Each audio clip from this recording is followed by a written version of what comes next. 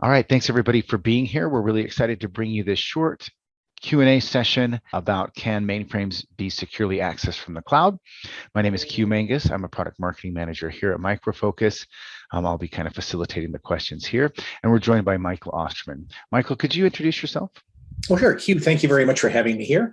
My name is Michael Osterman. I'm principal analyst with Osterman Research. Osterman Research is an independent market research and consulting firm, and our focus really is on the way that people communicate and collaborate. So, we focus on things like security, archiving, encryption, and so forth.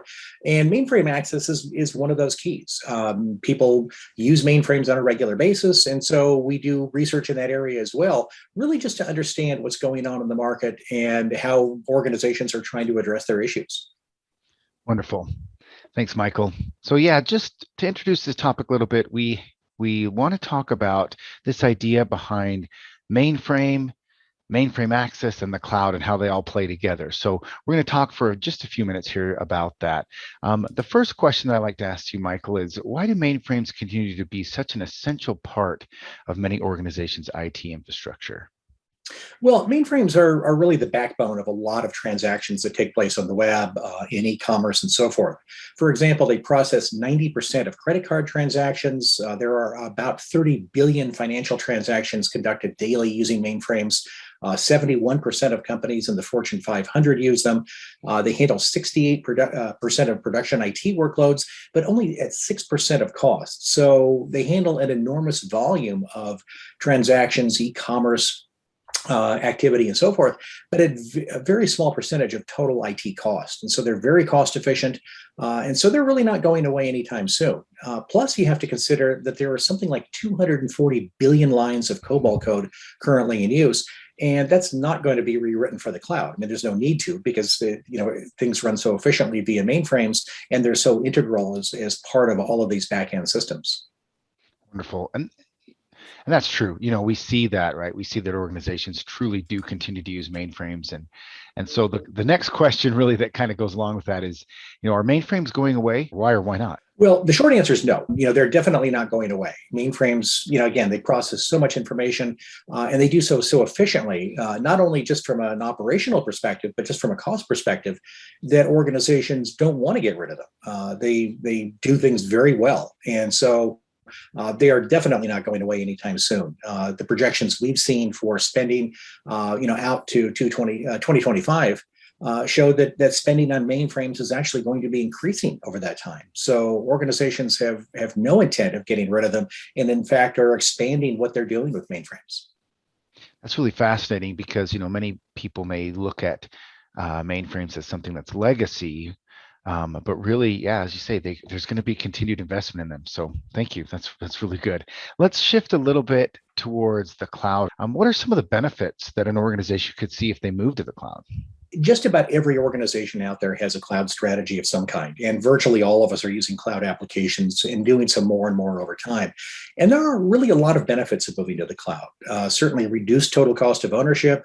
If you look at things like from Zoom to Office 365 to just about any application you can think of, the cost is lower if you manage things in the cloud, because you don't have to have on-premises infrastructure. You don't have to manage it. You don't have to find the people to manage it. You don't have to do upgrades and so forth. Somebody else is doing all of that heavy lifting in the back end. And so overall, total cost of ownership is lower. You have much greater flexibility with the cloud.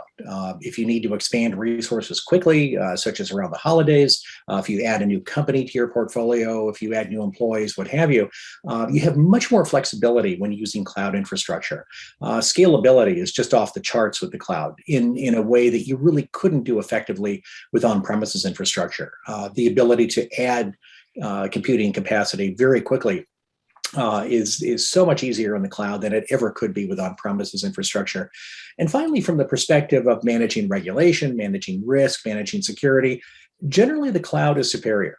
You can do things well on premises, but the cloud makes it easier because in most cases we're dealing with carrier-grade infrastructure. So it's highly secure, it's highly redundant, and those cloud providers really can provide sort of that back-end infrastructure that most organizations, particularly smaller ones, could never afford to implement themselves.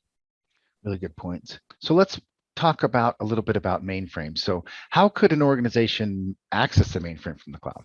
Terminal emulation has been used for many, many years, generally on premises, but we see that shifting to the cloud as well.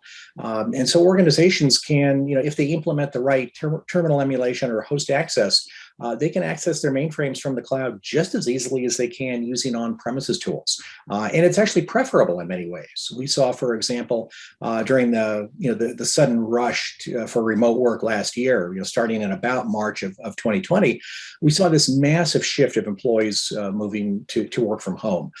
We did a survey in April of 2020, and we found that prior to the pandemic, 18% of employees worked from home. During the pandemic, in the early stages at least, it was 80%.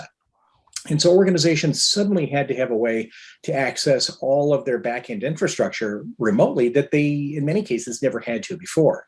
And so for organizations that are accessing mainframes, being able to do so from the cloud makes them much more agile, because they can now access it from any platform.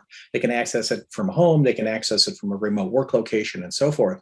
So we see cloud access to the mainframe as really being one of those critical aspects of cloud infrastructure that organizations are going to have to pursue.